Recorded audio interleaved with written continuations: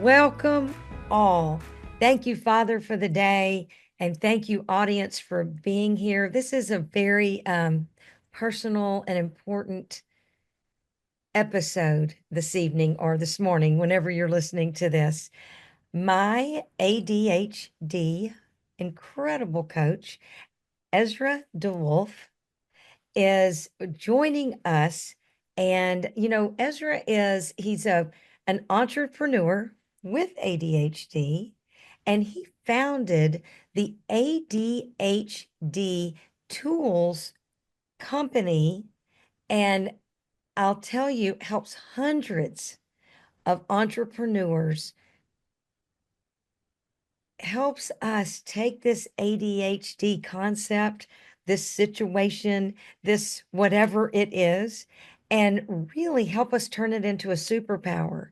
So sit back as you do, you wonderful audience, send notes, send questions, and we'll get those to Ezra and get back with you. And in the meantime, I just want to say welcome to you, Ezra. I so appreciate you being here. Yeah. Well, thanks so much for having me. And it's such a pleasure as well, just knowing also that you're a student and seeing all of the amazing things that you're doing as well, and just the changes. And yeah, so that's mutual. It's really great to be here. Thank you. Okay, so Ezra, let's dive in. How in the world, when did you figure out you had ADHD? Hmm. How did you figure out it could be a superpower? And how did as a business coach, how did all this come together for you? Hopefully, some of the listeners will hear this story in their story. Yeah. Yeah. So for me, it's personal in that I have ADHD, but I didn't always know it. So very similar to most of the folks I work with, it's something that I learned later on in life. I was always the kid who I had just like I was a very smart kid, but if you looked at my backpack, my God, I had thrown all of the papers in there and they were a mess. And I gotten through a lot of things where like if it was a subject in school I loved, I did amazing. And if it was something I had no interest in, I took a little bit more time. And as that continued, I was always that big idea person, always wanting to make a dent in the world. But I noticed that on so many things that were important to me, I sometimes lacked consistency. Mm. I could push through it at times. My 20s, I could push through, could grind the teeth, have a lot of caffeine to try to get through it, and I could get some things done. And then that stopped working as much in my 30s, stopped in my 40s, and I started getting to periods where I was burning out all of the time. And I just couldn't figure out what was going on. And I'd suspected I was the type of person that I think every year for 10 years I'd written become more disciplined as my New Year's resolution goal. And I tried every book and I'd read all of these things and I tried in earnest to figure this out. And I never felt that I could.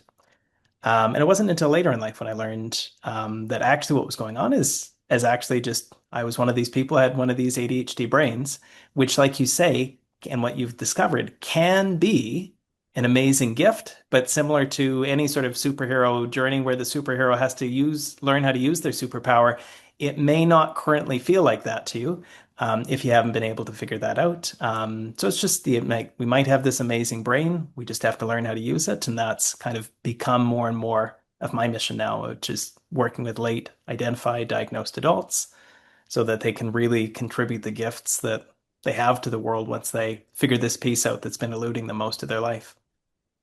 I appreciate this so much. I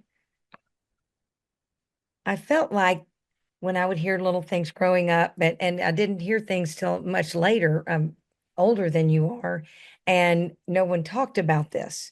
I never heard of ADD or ADHD. And then when I did start hearing about it, I thought, well, my goodness, there's some descriptors here that sound very familiar. So, what would you say to those people that are thinking, I always say I have this, I've never been diagnosed. What would be kind of a few telltale signs? Yeah, I would say that, and this would be true for a lot of entrepreneurs, is that you've kind of already exhausted and tried out all of the other possibilities. Like if you've just been a person and maybe you haven't got your stuff together, and then you try something out of like, oh, maybe I just need mindfulness, and suddenly everything takes off and it's wonderful, then that's great.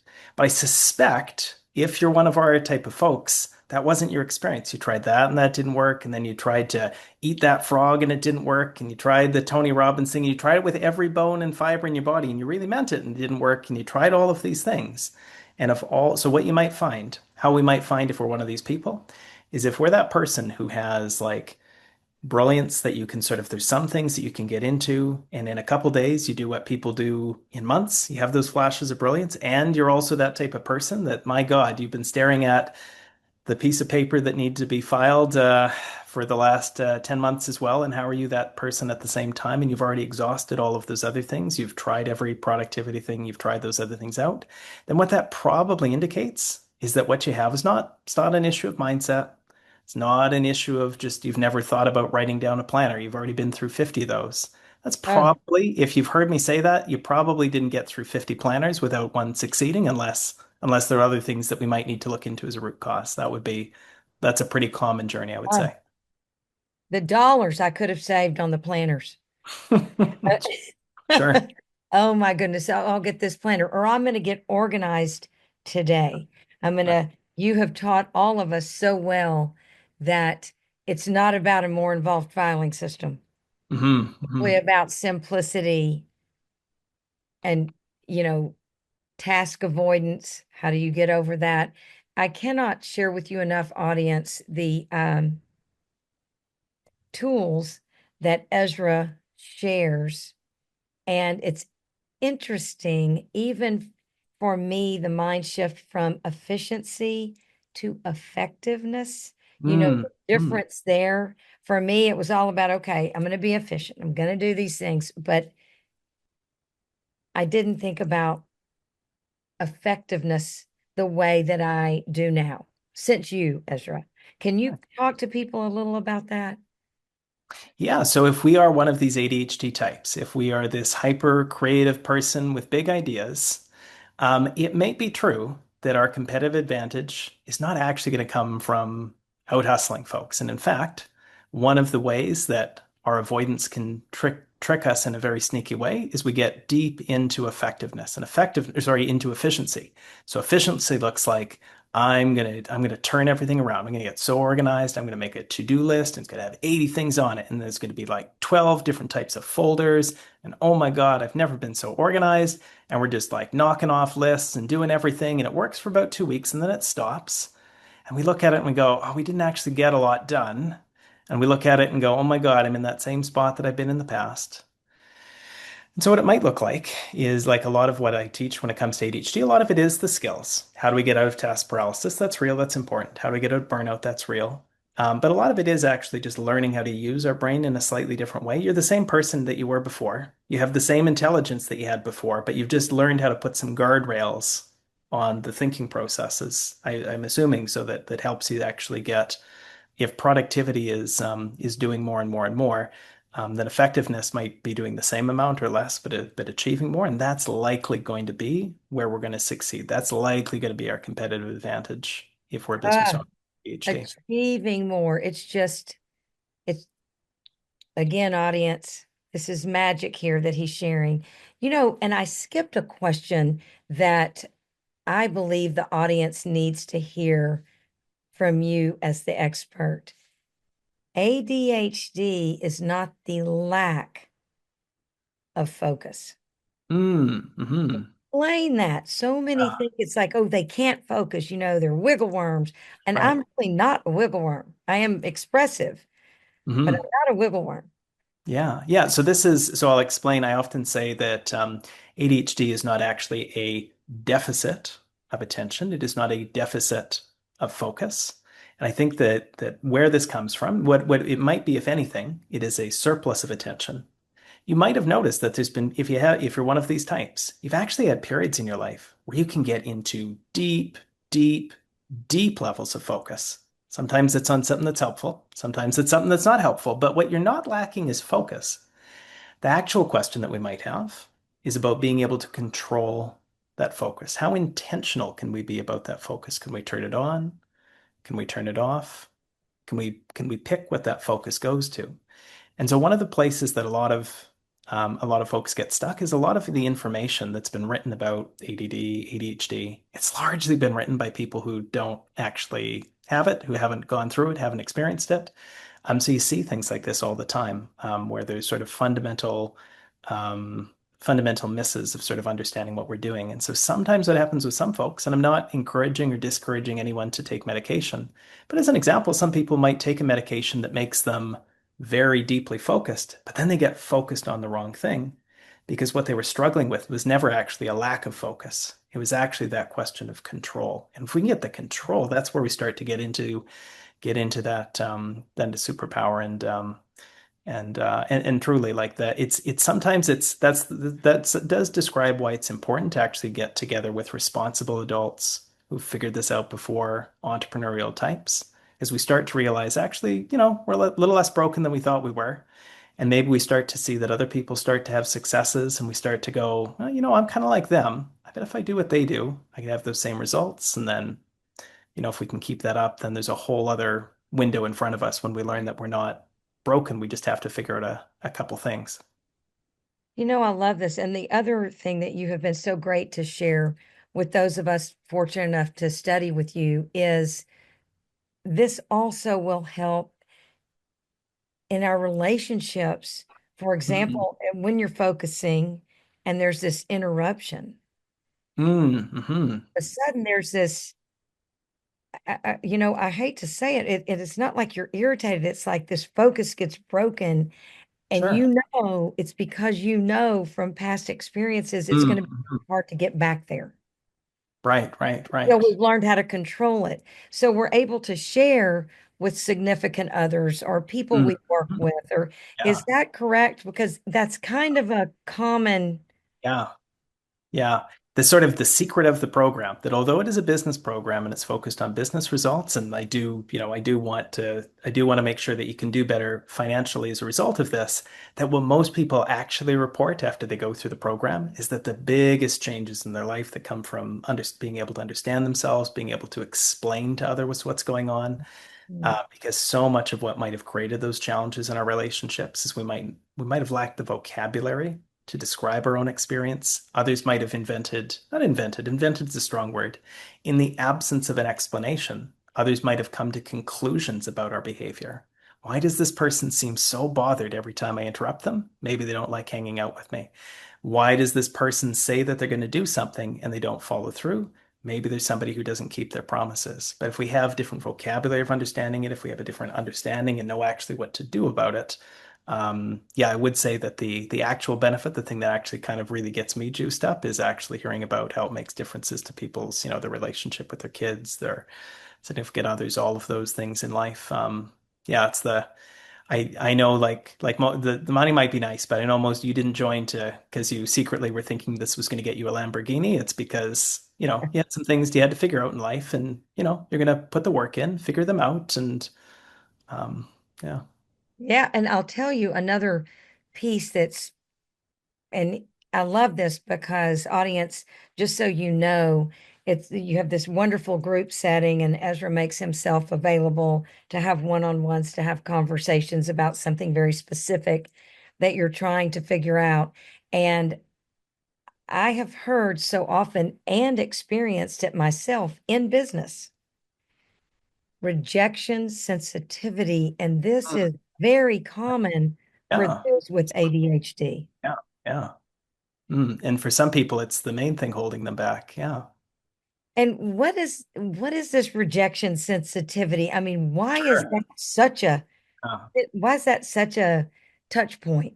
Yeah, yeah, and I can speak to that as somebody who really was deep in rejection sensitivity. It was one place. So maybe I'll describe it to your listeners so they know what that might feel like.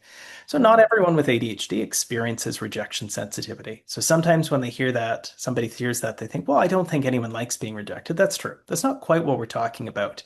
You'll know if you're one of these people as soon as I say this. So if you're the type of person that if you put yourself out there and somebody says no, it doesn't just feel like oh, well, that's too bad, but it feels like stabbing pain in the heart type of bad, like twisting the knife and maybe you found yourself in spots where you start to organize your life. I know I did this. I started to organize my life in places in ways that I would place smaller and smaller so that nobody ever could be in a spot where I put myself out and I was rejected. Maybe I didn't have the visibility that I wanted to have because I couldn't take the rejection. Mm. It's not necessarily something that's built into the neurology of ADHD. It is more of a learned behavior, and it comes from a learned behavior of, if we've gotten deep into people pleasing and if we've gotten deep into trying to hide some things about ourselves that we might find shameful, we might want to put other things out there in the world as the things that we want to be judged on. Maybe I can tell you in a corporate career, I wasn't the person who got my expense reports on time when I was in a corporate career before I addressed my ADHD. If you looked in my office, maybe it was a bit messy, maybe the files were a bit. So I had to make sure was that every project, everyone loved it. But the challenge of that, the challenge of when I don't have that deep source of self-worth and self-esteem deep down, and I've started to pin it to the quality of my work, is that the very first time that we put out a podcast episode or we try to put out a podcast and oh my God, what will people think? It become paralyzing. Oh, Just something like that. That's something a lot of people report of like that change alone is like it changes their whole relationship with the world to not feel like they're playing smaller and smaller year after year. Yeah. yes, because I think two very important points that you brought up, and it was very educational for me when we started. There is learned behavior and there is actual behavior that goes with ADHD. Hmm. And the learned behavior, what I've learned, thank goodness for you, we can unlearn so much of what we have learned in order to cope. And, Yeah. and through your program, you work with us with examples. What would be an example of a learned behavior? Yeah, so I mean, we talked about you and I just touched on rejection sensitivity. Another example of a learned behavior that can come up with a lot of folks is something like around perfectionism. It's Ah, sometimes thought of that ADHD folks with ADHD, they're perfectionists, they're indecisive, they have trouble making decisions in business. But actually, what I would offer that if there's any sort of neurological reality of this brain, probably what this brain is wired for is not actually indecision. It's probably actually hyperdecision. And where something like perfectionism or indecision comes from is maybe because we didn't quite understand how to follow through. We commit to something, we fail, we do that a couple times, and then we think to ourselves, uh-oh, I've learned the lesson it is unsafe to try. And so that's something that's actually very different with working with adults than it is compared to, children with who learn earlier in life they have ADD, ADHD. Because for adults, we've had to figure out how to live the best we can. So we might have inadvertently adopted a whole bunch of these strategies and they're little patterns that get stronger every time we run them. And if you run them year after year after year, I'm not trying to diminish the fact that it can feel quite paralyzing. But the good thing, and I appreciate I got to see all of those results in you as well, that the good thing about learned behaviors is we can unlearn them, but it does actually take, and that's part of why mm, we do this in community, is that if it's just purely you, and if the only option is you and I are speaking one-on-one and you're saying, I have this thing and I think it's impossible, and I tell you, no, no, it's possible, and you're like, oh, no, I think it's impossible. That's a whole other environment to be like, okay, well, I've seen four other people talk about how they've gotten through this, and I still kind of think it's impossible. I'm not really sure, but geez, it's hard. Okay. Well, maybe I'll try it out. And, if that's what we have to do, then that's what we have to do. But yeah, but if we're a responsible adult, maybe we didn't know. Now we know. We can we do can some do things, better. figure it out. Yeah. A lot is in our control. It has been huge. I know the audience understands when I say how important this has been, this work. It has been life changing. Yeah. And I want to put out there that it's not too late. I mean, I found Ezra. I discovered Ezra very late in life, and it is making such a difference here in the with the podcast. There were many episodes. They were anyway, the bottom line is perfectionism, which doesn't exist. So you don't put it out there. Mhm. And I have to say, I've also years and many, many years ago, I was part of, and I still do not drink, but I handle it differently. I joined AA. And Mhm. in that program, I saw the power of people sharing their wins and sharing their stories. And as different as all they you I did see possibilities Yeah, of how to live without alcohol in my life. sure. And it's the same here, and I so appreciate that. Working with you and within the community, it's unbelievable. You do see the possibility. Oh, that's not how I am. That's what I've learned to be. And Mm, I can be different. yeah. I can deal with this differently. I see a similarity in the two programs. Does that make any sense? Yeah, no, it does make sense. Yeah, I think in the same similar vein as a lot of 12-step type programs, I think what's fair to say is that often it feels like it's a individual program or an individual problem. It is my problem. It's the problem I'm dealing with. It's this thing about me, but that's not actually true. Very similar to the problems that all 12-step programs. It's not my problem. It's not your problem. It's the problem. We're all talking about the problem together. And there are known ways to address the problem. And if we follow the exact steps that others have followed, we will, it's kind of like baking a recipe or caking a cake following a recipe. The hardest way to go about it is to try to figure it out, do it in isolation, try to invent Mm, everything as you go along. And the easier way is why don't you find some people who've done exactly what you want to do, who have done it before, that it's not theory. We're not taking advice from people who've never done it. That can be actually just maybe just to take a slight pause in that. I do think that just on a personal experience, that can be a really tough thing that holds people back. Is that a lot of people in this space, there might be well-meaning people, but they're the folks without ADHD who say, have you tried using a planner before? Or just this is no different than sometimes we have folks in different 12-step programs that maybe they've never dealt with alcoholism and they try something like saying, have you tried just having a mocktail? Have you tried that out? Of like well-meaning person, but they end up keeping you stuck. And you might inadvertently believe that there's something broken about you that's incapable of changing, which is why it's so important to do it in community. So important to have those examples because I can, and we do the studies of the before and after of different results and I could show them to you, but that's not as persuasive as being able to see somebody week after week and kind of look at them and go, I remember you being a bit of a mess. So, okay, if you've turned it around a bit, I guess I can figure that out as well as what we might think to ourselves seeing somebody else. And I think that's beautiful. what are the statistics of people, entrepreneurs Yeah. that, because I think it's a pretty big number. Yeah. And it is that like a third? I mean, what kind of numbers do you see that? Yeah, so the numbers I've seen, and again, remember that these reported numbers only capture the people who know they have ADHD. You might have gone through most of your life not knowing that was true. The numbers I've seen indicate that folks with ADHD are about 3 times more likely to go into entrepreneurship than the general population. And what I would offer, there's a couple of things that I think is true about that. One is maybe we've always been this type of person who we didn't really fit into like one size fits all systems. So we might want to get out of that. And then we can find ourselves when it's every day, it's up to us and it's a blank sheet of paper. We might go, oh my God, I don't fit in here either. Well, now I'm hooped. I'm not going to fit into that system. I don't fit into this system. So that's part of where we come in. But I think you do see that if you think about a lot of the characteristics of ADHD, they are the characteristics of folks who can succeed in entrepreneurship. If I want to look at successful entrepreneurs, I want big picture thinkers. I want people who care so much it hurts. I want creative people who see the big picture. Want some people who can take some risks.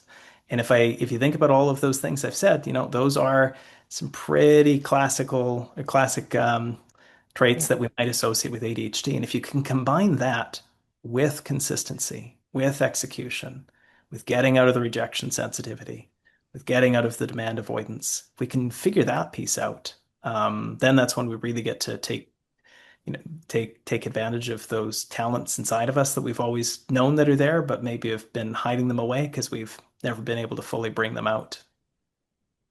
Yeah. Wow. I love this so much. And it just because we're so close to out of time, would you please share? The audience knows that we will provide all the links for people to be able to follow you and get in touch with you and learn more about you. We'll provide that for the audience. Is there anything that you would like to leave with the audience, like your approach or anything that you would like to share with them when they go looking for you?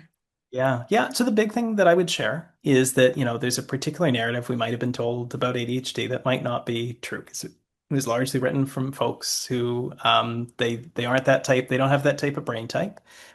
And if we are this particular type of person, um, I think that's a beautiful world in front of us, but it does mean we might have to do certain things. And I wish there was some sort of like, I'm just going to tinker around the edge. I wish, Carol, you could come and say, what's the magic pill? What's the one supplement and everything goes away? And what's the one hack? And I do that hack and but it's not quite like that. It doesn't quite work like that. A lot of it is deeper work. And I wish it wasn't because it'd be a lot easier for me to say, oh, don't worry, there's this quick thing. But there is this beautiful thing that can happen if we do that work and we follow a proven path. And as a responsible person, you've probably done harder things before than this. It is hard, but you've done harder things. We have the accountability there, and so that would be the thing, is just sort of just accepting that, sort of like, okay, this is just reality. That's fine. There's certain things I'll do. And if I do those things, there might be a beautiful other half of life in front of you that where you can take advantage of that. So that would be my hope for people. It's just a message of sort of possibility and what else might be out there. I love that. And I just want to say, audience, please share this episode. I cannot tell you the difference in my day to day, and I'm starting to catch little things and make Yeah. a small change here and there. And as that becomes, I mean, aren't we all looking for as much consistency as possible and simplicity? And Mm-hmm. as Ezra has kind of figured out for all of us, to become effective, not necessarily, and certainly efficient as well, but to focus on the effectiveness and to start something and see it to completion and to allow perfectionism to go away. I cannot thank you enough, Ezra, for the difference that your program continues to make in my life and the opportunity to share this with others. Um, Y'all, I'm telling you, he wants everybody to do well, certainly financially. But like he said, as you're working on this personally, it's just a beautiful part of it. And I'm so appreciative. Thank you, Ezra. Thanks so much for having me. Oh my goodness. Thank you, audience. Again, thank you, Father. And, hook 'em.